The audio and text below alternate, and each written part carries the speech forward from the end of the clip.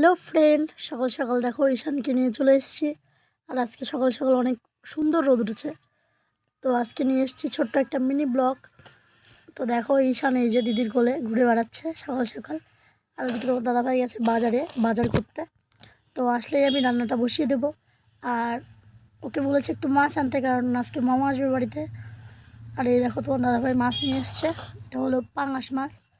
তো অবশ্যই কমেন্টে জানিও কে কে পাঙাশ মাছ খেতে ভালোবাসো। আমি তো খুবই ভালোবাসি।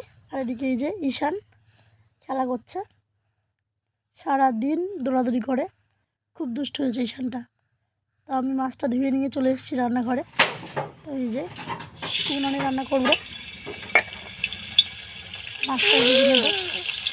এই মাছটা ভাজতে গেলে প্রচণ্ড পরিমাণে তেল ছিটায়, মানে একটু এদিকে ওদিকে হলেই হাত থেকে খোলা উঠে যাবে, এত পরিমাণে তেল ছিটায়। এই মাছটা আমি ঢেকে অনেকক্ষণ ধরে ভাজা করে নিয়েছি।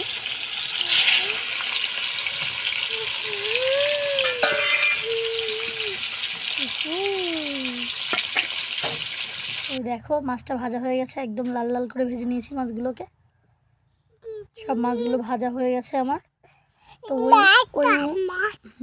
ওই কড়াইতে একেবারে বসিয়ে দেবো উচ্ছে ভাজা। আজকে বেশি কিছু রান্না করবো না, শুধু উচ্ছে ভাজা করবো আর মাছের ঝোল।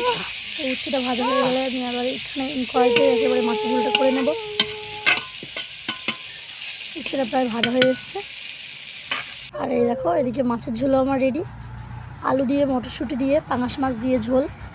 তো কে কে খেতে ভালোবাসো অবশ্যই কমেন্ট করে জানিও।